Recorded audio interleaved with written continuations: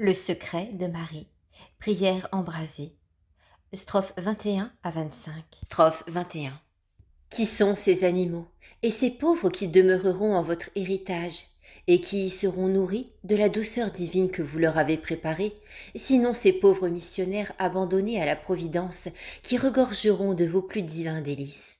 Sinon ces animaux mystérieux d'Ézéchiel, et qui auront l'humanité de l'homme par leur charité désintéressée et bienfaisante envers le prochain, le courage du lion par leur sainte colère, et leur zèle ardent et prudent contre les démons, les enfants de Babylone, la force du bœuf par leurs travaux apostoliques et leur mortification contre la chair, et enfin l'agilité de l'aigle par leur contemplation en Dieu.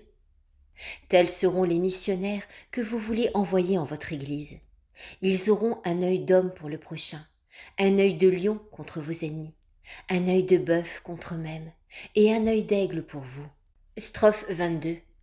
Ces imitateurs des apôtres prêcheront virtute multa, virtute magna, avec beaucoup de puissance, une grande puissance, avec une force et vertu et si grande et si éclatante qu'ils remueront tous les esprits et les cœurs des lieux où ils prêcheront. C'est à eux à qui vous donnerez votre parole. Car je vous donnerai une bouche et une sagesse à laquelle vos adversaires ne pourront résister ou contredire. Luc chapitre 21, verset 15. À laquelle aucun de leurs ennemis ne pourra résister. Strophe 23. C'est parmi ces bien-aimés que vous, en qualité de roi des vertus de Jésus-Christ le bien-aimé, vous prendrez vos complaisances, puisqu'ils n'auront point d'autre but dans toute leur mission que de vous donner toute la gloire des dépouilles qu'ils remporteront sur vos ennemis. Strophe 24.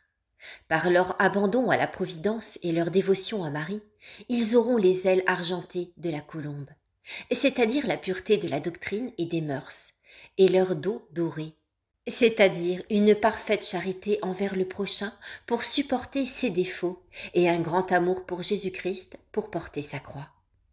Strophe 25.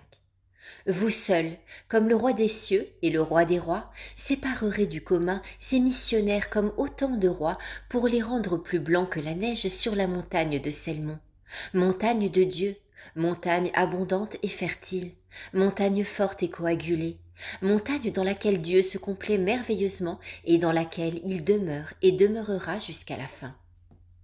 Qui est, Seigneur, Dieu de vérité, cette mystérieuse montagne dont vous nous dites tant de merveilles, sinon Marie, votre chère épouse, dont vous avez mis les fondements sur les cimes des plus hautes montagnes?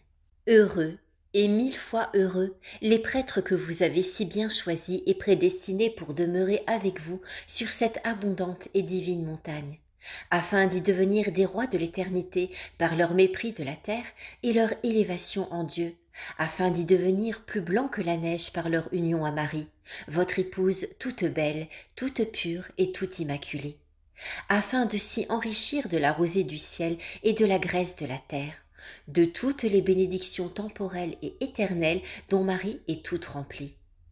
C'est du haut de cette montagne que, comme des Moïse, ils lanceront par leur ardente prière des traits contre leurs ennemis pour les terrasser ou convertir. C'est sur cette montagne où ils apprendront de la bouche même de Jésus-Christ, qui y demeure toujours, l'intelligence de ses béatitudes. C'est sur cette montagne de Dieu qu'ils seront transfigurés avec lui comme sur le Tabor, qu'ils mourront avec lui comme sur le calvaire, et qu'ils monteront au ciel avec lui comme sur la montagne des Oliviers.